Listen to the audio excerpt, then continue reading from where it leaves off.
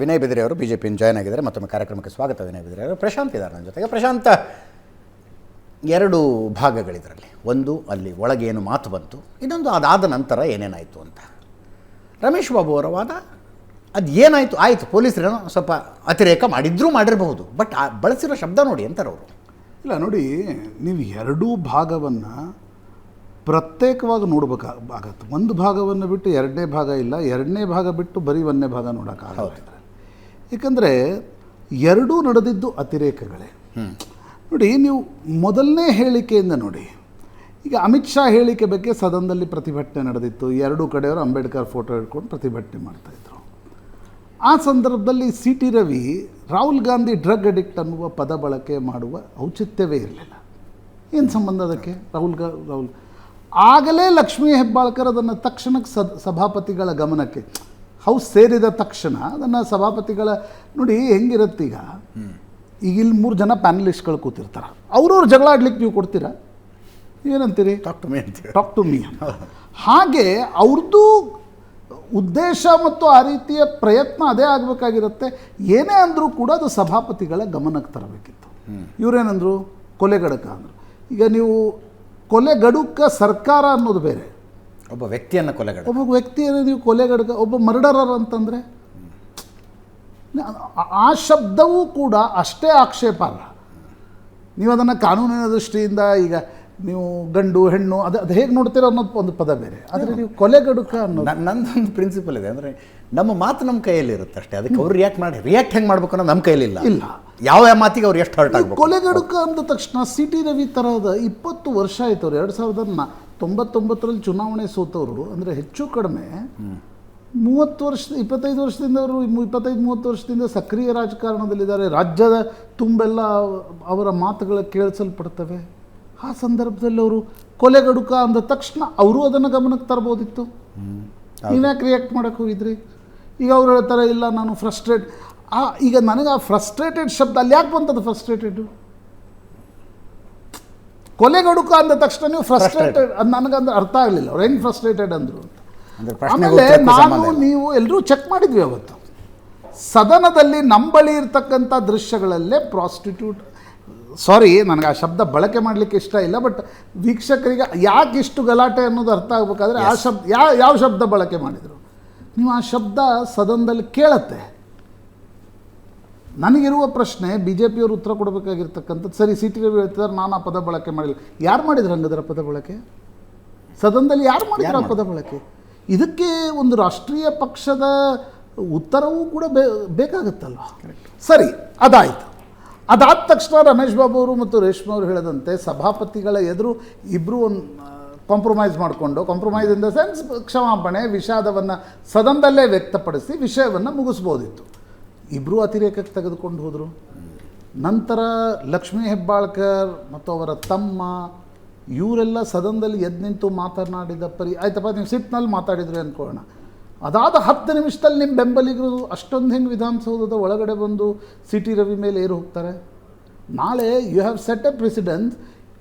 ಈಗ ಇಬ್ಬರ ನಡುವೆ ಜಗಳ ಆದರೆ ಯಾರೋ ಒಬ್ಬರು ಬೆಂಬಲಿಗರು ಆ ಊರಿನವ್ರು ಇದ್ದರೆ ಬಂದು ಕರ್ಕೊಂಡು ಬಂದು ಹೊಡಿಸ್ಬಿಡೋದು ಅಂತ ಸದನ ರೀ ಅದು. ಸರಿ, ನಮ್ಮೂರಿಗೆ ಬಂದು ಹುಷಾರು ಅಂತ ಲಕ್ಷ್ಮೀ ಹೆಬ್ಬಾಳ್ಕರ್ ಹೋಗಿ ಕಂಪ್ಲೇಂಟ್ ಕೊಟ್ಟರು. She has every right to give complaint. ನನಗೆ ಅದರ ಬಗ್ಗೆ ಪ್ರಶ್ನೆನೇ ಇಲ್ಲ. ಪೊಲೀಸರು ಕೂಡ ತಮ್ಮ ಬಳಿ ಬಂದಿರತಕ್ಕಂಥ ಕಂಪ್ಲೇಂಟನ್ನು FIR ಹಾಕ್ಕೊಟ್ರು. ಬಟ್ ಅದಾದ ಮೇಲೆ ನಡೆದಿರ್ತಕ್ಕಂಥ ಅತಿರೇಕ, ನೀವು ಒಬ್ಬ ಶಾಸಕನನ್ನು ಯರಗಟ್ಟಿ, ರಾಮದುರ್ಗ, ಯಾವುದದು ಮುಧೋಳ, ಲೋಕಾಪುರ ಎಲ್ಲೆಲ್ಲಿ ಕರ್ಕೊಂಡು, ಯಾದವಾಡ ಎಲ್ಲೆಲ್ಲಿ ಕರ್ಕೊಂಡು ಓಡಾಡಿದ್ರಿ? ಕಬ್ಬಿನ ಗದ್ದೆ ಅಂತೆ, ಇನ್ನೊಂದಂತೆ. ನಾಳೆ ನನಗಿರ್ತಕ್ಕಂಥ ಒಂದು ಪ್ರಶ್ನೆ, ಸರ್ಕಾರಗಳು ಬದಲಾಗ್ತವೆ. ನಾಳೆ you have set a precedence, ಇಲ್ಲ ಹಿಂಗೆ ಜಗಳ ಆಗ್ಬಿಟ್ರೆ ಅವನನ್ನು ಕರ್ಕೊಂಡು ಓಡಾಡಿಸಿ ಅಂತ. ಈ ಅತಿರೇಕದ ಬಗ್ಗೆ ಕೂಡ ಚರ್ಚೆ ಮಾಡಬೇಕು. ಈ ಅತಿರೇಕವನ್ನು ಬಿಟ್ಟು ಬರೀ ಮೊದಲನೇ ಅತಿರೇಕವನ್ನು ಚರ್ಚೆ ಮಾಡಲಿಕ್ಕೆ ಸಾಧ್ಯ ಆಗಲ್ಲ. ಎರಡನೇ ಅತಿರೇಕದ ನಂತರವೇ ಇದು ಒಂದು ಹೊಸ ವಿವಾದ ಸ್ವರೂಪವನ್ನು ಪಡೀತು. ಯಾಕೆ ಲಕ್ಷ್ಮೀ ಹೆಬ್ಬಾಳ್ಕರ್ ಅವರು ಅಂದ ತಕ್ಷಣ ಪೊಲೀಸರು ಆ ರೀತಿ ಮಾಡಿದರು, ಗೃಹ ಸಚಿವರೇನೋ ಹೇಳಿಕೆ ಕೊಟ್ಟರು? ನನಗನ್ಸುತ್ತೆ ನೋಡಿ, ಎರಡೂ ಅತಿರೇಕಗಳನ್ನು ಅತ್ಯುಗ್ರ ಶಬ್ದಗಳಲ್ಲಿ ಖಂಡಿಸಬೇಕಾಗುತ್ತೆ. ನಾನು ಇದನ್ನು ಹೇಳಿದ್ದನ್ನು ಒಪ್ತೀನಿ. ಸಿ ಟಿ ರವಿ ತಮ್ಮ ಮಾತಿನಿಂದಲೇ ಅನೇಕ ಬಾರಿ ಸಮಸ್ಯೆಗಳನ್ನು ಎದುರಿಸಿದ್ದಾರೆ. ಕಿಚನ್ ಕ್ಯಾಬಿನೆಟ್ ಅಂದರು ಒಂದ್ಸಲ, ನಿತ್ಯ ಸುಮಂಗಲಿ ಅಂತಂದರು ಒಂದ್ಸಲ. ಅವ್ರು ಒಂದ್ಸಲ ಈ ಬೌದ್ಧಿಕ ಕೊಟ್ಟಂಗೆ ಮಾತಾಡ್ತಾರೆ. ನೀವು ಅಲ್ರಿ, ಒಬ್ಬ ಮಹಿಳೆಗೆ ನೀವು ಸದನದಲ್ಲಿ ಅವರೇನೋ ಅಂದರು ಅಂತ ಇನ್ನೊಂದು ಶಬ್ದವನ್ನು ನೀವು ಎರಡೂ ಸದನಗಳಲ್ಲಿ ಅತ್ಯಂತ ಹಿರಿಯ ಶಾಸಕರು, ನೀವು ಬುದ್ಧಿ ಹೇಳ್ಬೇಕು ಜನರಿಗೆ, ನೀವು ಮಾದರಿ ಆಗ್ಬೇಕು ಜನರಿಗೆ. ನೀವೇ ಅದಾದಮೇಲೆ ಇಲ್ಲ ಪೊಲೀಸರ ಅತಿರೇಕ, ಅದನ್ನು ಕೂಡ ನೀವು ಚರ್ಚೆ ಮಾಡಲೇಬೇಕಾದ. ಆ ಪೊಲೀಸರ ಅತಿರೇಕವನ್ನು ಬಿಟ್ಟು ಈ ಪ್ರಕರಣವನ್ನು ಚರ್ಚೆ ಮಾಡೋಕ್ಕಾಗಲ್ಲ. ನನಗಿವತ್ತು ಕಮಿಷನರ್ ಸ್ಪಷ್ಟೀಕರಣ ಕೂಡ ಆಶ್ಚರ್ಯ ಆಯಿತು. ಅವರ ಸುಭದ್ರತೆಗಾಗಿ, ಅವರ ಭದ್ರತೆಗಾಗಿ ಕರ್ಕೊಂಡು ಹೋಗ್ಬೇಕಾಗ್ಬೋದು ನಮಗೆ. ಈ ಸುಭದ್ರತೆ ಮಾಡೋದೇ ಇದ್ರೆ ಒಬ್ಬ ಶಾಸಕ ಸುವರ್ಣಸೌಧದ ಒಳಗೆ ಸುಭದ್ರ ಅಲ್ಲ, ಮತ್ತು ಯಾವ ಪೊಲೀಸ್ ಸ್ಟೇಷನ್ನಲ್ಲೂ ಸುಭದ್ರ ಅಲ್ಲ. ಕಬ್ಬಿನ ಗದ್ದೆಯಲ್ಲಿ ಸುರಕ್ಷಿತ, ಪ್ರಕರಣ ಕ್ವಾರಿಯಲ್ಲಿ ಸುರಕ್ಷಿತ, ಪ್ರಕರಣ ಜನಪ್ರತಿನಿಧಿಗಳ ನ್ಯಾಯಾಲಯಕ್ಕೆ ಹೋಗುತ್ತೆ ಅಂತ ನಿಮ್ಗೆ ಗೊತ್ತಿತ್ತು. ಹಾಗಿರುವಾಗ ನೀವು ಅವರನ್ನು ಅಲ್ಲಿ ಓಡಾಡಿಸುವಂಥ ಔಚಿತ್ಯ ಏನಿತ್ತು? ಅವರನ್ನು ಬೆಂಗಳೂರು ಕಳಿಸ್ಬೋದಿತ್ತು ಸುಭದ್ರತೆಗಾಗಿ. ವಿನಯ್ ಬಿದ್ರೆ ಸರ್, ಭಾಳ ಮೇಲ್ಮನೆ ರೀ ಅದು, ಚಿಂತಕರ ಚಾವಡಿ ಏನೇನು ಅಂತಾರೆ ಅದನ್ನ ಶಬ್ದಗಳನ್ನು ಕೇಳಿದ್ರೆ ನಗು ಬರುತ್ತೆ. ಇತ್ತೀಚೆಗೆ 10-15 ಕೋಟಿ ರೂಪಾಯಿ ಖರ್ಚು ಮಾಡಿ ಖರ್ಚು ಬರ್ತಾರೆ. ಯಾವ ಚಿಂತಕರು, ಯಾವ ಚಾವಡಿ ಅದು ಬಳಕೆ ಆಗೋ ಶಬ್ದಗಳ ವಿನಯ್ ಬಿದ್ರೆ ಅದು. ಸರ್, ಖಂಡಿತವಾಗ್ಲೂ ಭಾಳ ಸ್ಪಷ್ಟವಾಗಿ ಈ ವಿಚಾರದಲ್ಲಿ BJP ತನ್ನ ನಿಲುವನ್ನು ತೆಗೆದುಕೊಂಡಿದೆ. ಈ ವಿಚಾರದಲ್ಲಿ ಅಲ್ಲಿ ಏನು ಘಟನೆ ನಡೀತು, ಆ ಘಟನೆ ನಂತರ ಏನು ನಡೆದಿದೆ, ಒಬ್ಬ ಶಾಸಕನಾಗಿ ಏನು ನಾವು ಬಾರಿ ಉಲ್ಲೇಖ ಮಾಡ್ತಾ ಹೇಳ್ತಾ ಇದ್ವಿ. ಅದನ್ನು ಇವರು ಹೇಳಿದ್ರು, ಪ್ರಶಾಂತ್ ನಾಥ್ ಅವರು ಹೇಳಿದ್ರು, ಒಬ್ಬ ಸೀನಿಯರ್ ಶಾಸಕ ಹಿಂಗಂದ್ರು ಅಂತಂದ್ಬಿಟ್ಟು. ಒಬ್ಬ ಸೀನಿಯರ್ ಶಾಸಕನನ್ನು ಸರ್ಕಾರ ಹೇಗೆ ನಡೆಸ್ಕೊಂತು ಅನ್ನೋದನ್ನು ಕೂಡ ಭಾಳ ಇಂಪಾರ್ಟೆಂಟ್ ಆಗುತ್ತೆ. ಪ್ರಶಾಂತ್ ಅವರು ಅದನ್ನು ಉಲ್ಲೇಖ ಮಾಡಿದ್ರು. ನಿಮ್ಮನ್ನು ವಿರಾಮಕ್ಕಿಂತ ಮೊದಲಿನ ಘಟನೆಯ ಬಗ್ಗೆ ಕೇಳ್ತಾರೆ, ಇಂಟರ್ವಲ್ಗಿಂತ ಮೊದಲಿನ ಕೇಳ್ತಾರೆ. ಖಂಡಿತ ಆದ್ಮೇಲೆ ಆಗಿದೆ, ಇದಷ್ಟು ಆಗಿದೆ ಬಂದಿಲ್ಲ ಸರ್. ಈಗ ನಮ್ಮ ಹತ್ರ ಇರುವ ಡಾಕ್ಯುಮೆಂಟ್ ಅವ್ರು ಅಂದ್ರು ಅಂತಂದ್ರೆ, ಈಗ ಅವ್ರು ಕೊಲೆಗಡುಕ ಅಂತ ಅಂದಿದ್ದೀನಿ ಅನ್ನೋದನ್ನ ಅವ್ರು ಒಪ್ಕೊಂಡಿದ್ದಾರೆ. ಹೌದು, ಅದು ಅಷ್ಟೇ ತಪ್ಪು. CT ರವಿ ಅವ್ರು ನಾನು ಅಂದಿಲ್ಲ ಅಂತ ಅಂದ್ಬಿಟ್ಟು ಹೇಳಿದರೆ ಅದಕ್ಕೋಸ್ಕರ ಎನ್ಕ್ವೈರಿ ಆಗಬೇಕಿದೆ. ಅಂದ್ರೋ ಅಲ್ವೋ, ಸತ್ಯಾಸತ್ಯತೆ ಏನು ಅನ್ನೋದನ್ನ ಆ ಎನ್ಕ್ವೈರಿ ಕಂಡಕ್ಟ್ ಮಾಡ್ಬೋದಾಗಿರ್ತಕ್ಕಂಥ ಕಸ್ಟೋಡಿಯನ್ ಆಫ್ ದಿ ಹೌಸ್ ಯಾರು? ಅದು ಸ್ಪೀಕರ್ ಹೇಳಿದರೆ ನನಗೆ ಮೇಲ್ನೋಟಕ್ಕೆ ಯಾವುದೇ ಇದಕ್ಕೆ ಸಂಬಂಧಪಟ್ಟಿರ್ತಕ್ಕಂಥ ಸಬೂತ್ ಅಥವಾ ಸಾಕ್ಷಿಗಳು ಸಿಕ್ಕಿಲ್ಲ ಅನ್ನೋದನ್ನ ಹೇಳಿದರೆ, ಸರ್ಕಾರ FSL ವರದಿನೋ ಇದಕ್ಕೆ ಸಂಬಂಧಪಟ್ಟಂತ ಯಾವುದೋ ತನಿಖೆಯನ್ನು ನಡೆಸಲಿಕ್ಕೆ BJP ಅವರು ಯಾವತ್ತರ ಆಕ್ಷೇಪ ವ್ಯಕ್ತಪಡಿಸಿದ್ದಾರೆ.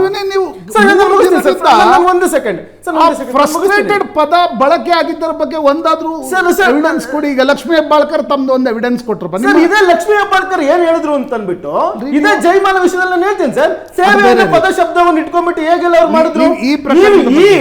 ನೀವು ಈ ತನ್ನದೇ ಪಕ್ಷದ ಒಬ್ಬ ಮಹಿಳೆಗೆ ಮಿನಿಸ್ಟರ್ ಸಿಕ್ತು ಅನ್ನೋ ಕಾರಣಕ್ಕೆ ಜೈಮಾಲ ಸೇವೆ ಇಷ್ಟ ಆಯ್ತು ಅಂತ ಅಂದ್ಬಿಟ್ಟು ಹೇಳಿದ್ರು. ಪದ ಮತ್ತೆ ಕಾಂಟ್ರವರ್ಸಿ ಆಯ್ತು. ಅಯ್ಯೋ, ಸೇವೆನಾ? ನಮ್ ಕಡೆ ಸೇವೆ ಅಂತಂದ್ರೆ ಜನಸೇವೆ, ಅಭಿಷೇಕದ ಸೇವೆ, ಪೂಜಾ ಸೇವೆ ಮಾಡಿದ್ರು ನಾಟಕ. ಅವರು ಕೂಡ ಅವ್ರು ಕಂಪ್ಲೇಂಟ್ ಕೊಟ್ಟಿರೋದು ಈ ರೀತಿಯ ಹೇಳಿಕೆ ಕೊಟ್ಟಂತ ಮಹಿಳೆ, ಆ ಮಹಿಳೆಯನ್ನ ಕಾರಣಕ್ಕೋಸ್ಕರ ಅವ್ರು ಏನೇ ಇರ್ಬೋದು, ಮಹಿಳೆಯನ್ನ ಕಾರಣಕ್ಕೋಸ್ಕರ ಅವ್ರು ಕೊಟ್ಟಿರ್ತಕ್ಕಂಥ ಕಂಪ್ಲೇಂಟು ತೆಗೆದುಕೊಂತು ಹೇಗೆ ನಡಿಬೇಕು ಎಲ್ಲವೂ ಕೂಡ ವಿಷಯ ಇದೆ. CT ರವಿ ಅವರು ಹೇಳಿಲ್ಲ ಅಂತ ಹೇಳಿದ್ದಾರೆ. ಅದಕ್ಕೇನು ಪರಿಹಾರ? ನೀವು ಇನ್ವೆಸ್ಟಿಗೇಷನ್ ಮಾಡಬೇಕು. ಇನ್ವೆಸ್ಟಿಗೇಷನ್ ಮಾಡ್ಲಿಕ್ಕೆ ಯಾರು BJP ವಿರೋಧ ಮಾಡಿದಾರಾ ಇಲ್ಲಿವರೆಗೂ? ಇಲ್ಲ CT ರವಿ ವಿರುದ್ಧ ಇನ್ವೆಸ್ಟಿಗೇಷನ್ ಮಾಡಬಾರ್ದು ಅಂತ. CT ರವಿ ಅವರನ್ನ ನಡೆಸ್ಕೊಂಡಂತ ರೀತಿಯ ಬಗ್ಗೆ ನಾವು ಮಾತಾಡಿದೀವಿ. ಈ ಕಾಂಗ್ರೆಸ್ ಅವರಿಂದ ಏನ್ ನಿರೀಕ್ಷೆ ಮಾಡ್ಲಿಕ್ಕಾಗುತ್ತೆ? ಈ ದೇಶದ ಪ್ರಥಮ ಪ್ರಜೆ ರಾಷ್ಟ್ರಪತಿ ಎಂದಂತವ್ರು. ಇದೇ ಸಿದ್ದರಾಮಯ್ಯನವರು ವರುಣಾದಲ್ಲಿ ಯಾರೋ ಒಬ್ಬ ಮಹಿಳೆ ಕೇಳಿಕ್ ಬಂದಾಗ ವೇಲನ್ನು ಎಳೆದಿರ್ತಕ್ಕಂಥದ್ದು ಕ್ಲಿಪ್ಪಿಂಗ್ ಹುಡುಕಾಡಿದ್ರೆ 100 ಕ್ಲಿಪ್ಪಿಂಗ್ ಸಿಗುತ್ತೆ. ಅವತ್ತು ಕೂಡ ಮಹಿಳೆ ಅಲ್ವಾ ಅವಳು? 100 ಸತಿ ಹೇಳಿದ್ದಾರೆ. ಏನು CT ರವಿ ಮನೆಯವ್ರ ಕಂಡ್ರೆ ಏನಾಗುತ್ತೆ ಅಂದ್ರೆ ನೀವು ಸರಿ ಆಗೋದಿಲ್ಲ. ಅವರ ಶಬ್ದವನ್ನ ಬಳಸ್ತೀವಿ ಅನ್ನೋದು ಬಿಟ್ಟು ಅದೇ ಭಾವನೆಯಿಂದ ಹೇಳ್ತಿದಾರಲ್ಲ. CT ರವಿಗೆ ಅಕ್ಕ ತಂಗಿ ಇಲ್ವಾ? CT ರವಿ ಮನೆಯವ್ರ ಕಂಡ್ರೆ ಏನಾಗುತ್ತೆ? ಎರಡು ತಪ್ಪು ಸೇರಿದ್ರೆ ಒಂದು ಸರಿ ಆಗೋದಿಲ್ಲ.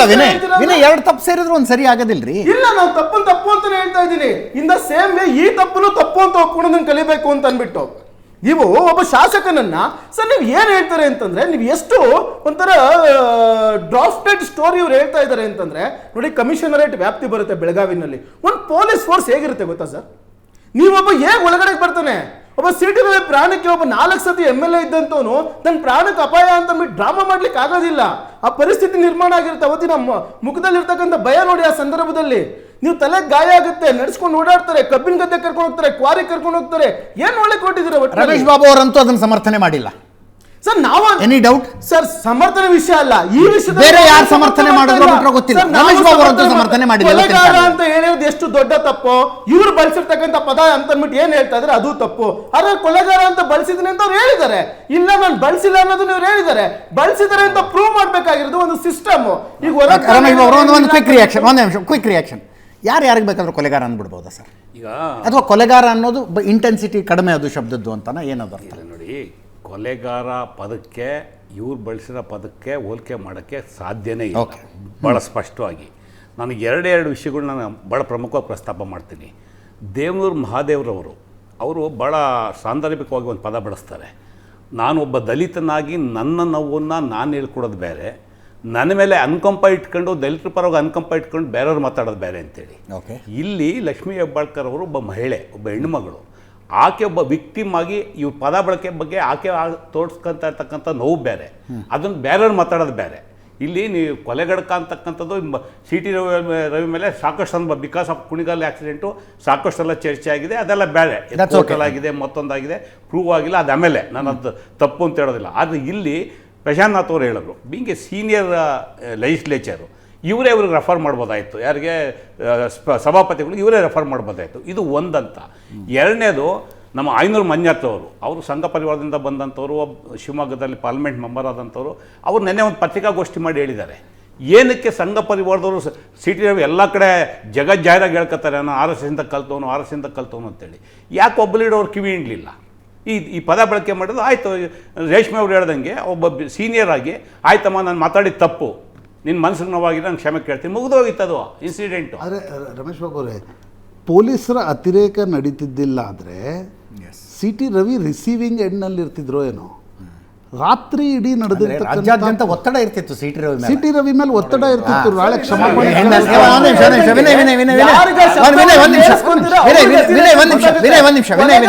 ಶಬ್ದ ಸಿ ಟಿ ರವಿಗೆ ಎಷ್ಟು ನೋವಾಯ್ತು ಅನ್ನೋದನ್ನ ನಾವೆಲ್ಲಿ ಕೂತ್ಕೊಂಡು ಜಡ್ಜ್ ಮಾಡಲ್ಲ ಅಂತ. ಅದನ್ನ ರಮೇಶ್ ಬಾಬು ಅವರು 3 ಸಲ ಬಳಸಿದಾರೆ ಬಿಡ್ರಿ ಅಂತ ರಮೇಶ್ ಬಾಬು ಅವರು ಹೇಳಿದ್ದು, ನಾನು ಹೇಳಿದ್ದಲ್ಲ. ಅದನ್ನ ನಾನು ಪ್ರಶಾಂತ್ ಅಥವಾ ರವೀಂದ್ರ ಕೊಲೆಗಡಕ ಅನ್ನೋದು ತಪ್ಪೇ, ಅದರ ಬಗ್ಗೆ ನೋ ಡೌಟ್. ಆದರೆ ಕೊಲೆಗಡಕ ಅಂದ್ರು ಅನ್ನೋದು ಪ್ರಾಸ್ಟಿಟ್ಯೂಟ್ ಅನ್ನೋದಕ್ಕೆ ಸಮರ್ಥನೆ ಆಗಬಾರ್ದು, ಸಮರ್ಥನೆ ಆಗಬಾರ್ದು. ಅದನ್ನ ಹೇಳ್ತಾರೆ ಪ್ರಶಾಂತ್ ಅವರೇ. ನಾವು ಪಬ್ಲಿಕ್ ಲೈಫಲ್ಲಿ ಇದ್ದೀವಿ, not only C T Ravi, ನಾವೆಲ್ಲ ಹೋರಾಟಗಳ ಮೂಲಕ ಬಂದಂಥವ್ರೆ. ಬೇರೆ ಬೇರೆ ಸಂದರ್ಭಗಳಲ್ಲಿ ಪೊಲೀಸ್ ಅಟ್ರಾಸಿಟಿಗಳನ್ನ ನಾವೆಲ್ಲ ಫೇಸ್ ಮಾಡಿದ್ದೀವಿ, ಇನ್ಕ್ಲೂಡಿಂಗ್ ಸಿ ಟಿ ರವಿ. ಅದೇನು ಇವತ್ತು ಹೊಸ್ತಲ್ಲ, ಪೊಲೀಸ್ನ ಕ್ರಮನ ಸಮರ್ಥನೆ ಮಾಡ್ತಾ ಇಲ್ಲ. ಇಲ್ಲಿ ಅವರು ಹೆಣ್ಮಕ್ಳಿಗೆ ಬಳಸಿದಂಥ ಭಾಷೆನ ಇವತ್ತಿನವರೆಗೂ ತಪ್ಪು ಅಂತ ಹೇಳೋದು ಅವರಾಗಲಿ ಅವ್ರ ಲೀಡರ್ಗಳಾಗಲಿ ಹೇಳಿಲ್ಲ, ಇನ್ಕ್ಲೂಡಿಂಗ್ BJP, ಇನ್ಕ್ಲೂಡಿಂಗ್ RSS. ಅದು ನನ್ನ ಆಕ್ಷೇಪಣೆ ಇರ್ತಕ್ಕಂಥದ್ದು. Police atrocity C T Ravi ಒಬ್ಬರೇ ಅಲ್ಲ, ಅವ್ರಿಗಿಂತ ಜಾಸ್ತಿ ನಾವು ಅನುಭವಿಸಿದ್ದೀವಿ. BJP ಅನೇಕ ನಾಯಕರು ಮಾತಾಡಿದ್ದಾರೆ, ಅದೆಲ್ಲ ಪ್ರಶ್ನೆ ಇರ್ತಕ್ಕಂಥದ್ದು. ಹೆಣ್ಮಕ್ಳ ಬಗ್ಗೆ ಮಾತಾಡೋವಂಥವ್ರು, ಹೆಣ್ಮಕ್ಳ ಬಗ್ಗೆ ನಮ್ಗೆ ಅಪಾರವಾದಂಥ ಗೌರವ ಇದೆ, ನಾವು ಸಂಸ್ಕೃತಿಯನ್ನು ಹೇಳ್ಕೊಡ್ತೀವಿ, ನಮ್ಮ ಪರಂಪರೆಯನ್ನು ಹೇಳ್ಕೊಡ್ತೀವಿ ಅಂತ ಮಾತಾಡೋಂಥವ್ರು ಇವತ್ತು ಅಟ್ಲೀಸ್ಟ್ ಇದಕ್ಕೆ ಇತಿಶ್ರೀ ಆಡೋಂಥ ಪ್ರಯತ್ನವನ್ನು ಸಂಘ ಪರಿವಾರದವರಾಗಲಿ BJP ಅವರಾಗಲಿ ಅಥವಾ BJP ನಾಯಕರಾಗಲಿ ಮಾಡ್ದಲ್ಲೇ ಇರ್ತಕ್ಕಂಥದ್ದು ದುರಂತ. ಅದನ್ನೇ ರಮಣ ರೇಷ್ಮೆ ಹೇಳೋಂಥದ್ದು. ಇಂಥ ಘಟನೆಗಳಾದಾಗ ಇಮ್ಮಿಡಿಯೇಟ್ ಏನು ರಿಯಾಕ್ಷನ್ ಬರಬೇಕಾಗಿತ್ತು. ಪೊಲೀಸ್ ಹತ್ತಿರಕ್ಕೆ ಆಯಿತು, ಅದ್ರ ಜೊತೆ ಈಗ ಹೋಮ್ ಮಿನಿಸ್ಟ್ರು ಮಾತಾಡಿದ್ದಾರೆ, ಸಭಾಪತಿ ಹೊರಟ್ಟಿ ಅವರು ಹೇಳಿದ್ದಾರೆ, ಅದು ಎನ್ಕ್ವೈರಿ ಆಗುತ್ತೆ, ಮತ್ತೊಂದು ತಪ್ಪು ಮಾಡಿದರೆ ಅದಕ್ಕೆ ಕ್ರಮ ತಗೊಳ್ಳೋಣ. ಇಲ್ಲಿ ಒಂದು ಹೆಣ್ಣು ಮಗು ಬಗ್ಗೆ ಇಡೀ ಹೆಣ್ಣು ಮಕ್ಕಳ ಕುಲಕ್ಕೆ ಅಪಮಾನ ಮಾಡೋ ರೀತಿಯಲ್ಲಿ ನಡ್ಕೊಂಡಂಥವ್ರು ನೀವು ಅದು ಇನ್ನೂ ಸಮರ್ಥನೆ ಮಾಡ್ಕೊಂಡು ಹೋಗ್ತಾ ಇದ್ದೀರಲ್ಲ. ಈಗ ನನ್ನ ಸ್ನೇಹಿತರು ಹೇಳಿದ್ರು, ಸಿದ್ದರಾಮಯ್ಯ ಏನು ಹೇಳ್ಬಿಟ್ರು, ಅದೇ ಹೇಳ್ಬಿಟ್ರು, ಇದೇ ಬಿಟ್ಬಿಟ್ರು. ಅರೆ ನಿಮ್ಮ BJP ಅವ್ರ ಪೋಸ್ಕೋ ಕೇಸ್ ಇವತ್ತು ಯಾರು ಎದುರಿಸ್ತಾ ಇರ್ತಕ್ಕಂಥದ್ದು?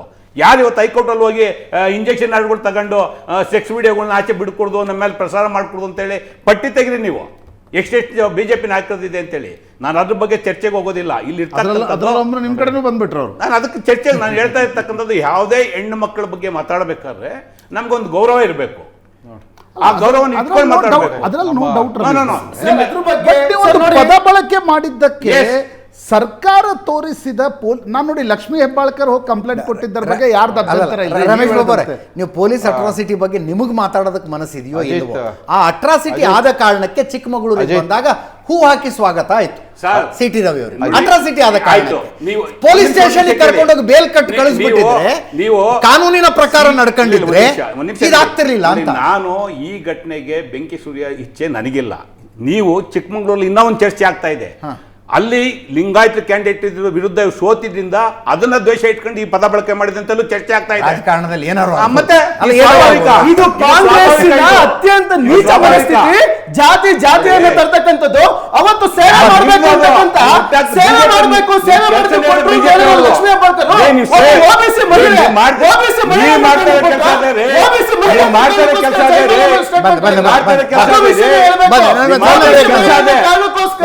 ಜಯಮಾಲ ಮೇಲೆ ಲಕ್ಷ್ಮೀ ಹೆಬ್ಬಾಳ್ಕರ್ ಕೊಟ್ಟರು. ಉನ್ನತ ಜಾತಿ ಮಹಿಳೆ ಅಂತ ಎಲ್ಲ ತಾನೇ. ಇದನ್ನ ತರಕ್ ಆಗಲ್ಲ. ಇದನ್ನ ಬಳಸೋಣ. ಒಂದ್ ನೀವು second, ಮಾಡ್ತಿರೋದೇ ಒಂದ್ break ಜಾತಿ ಮಾಡ್ಸ್ಕೊಳಪ್ಪ. ಧರ್ಮ.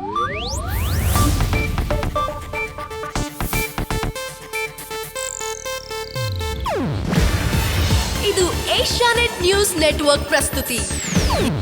ನೀವು ನೋಡ್ತಿದ್ದೀರಾ ಏಷ್ಯಾನೆಟ್ ಸುವರ್ಣ ನ್ಯೂಸ್.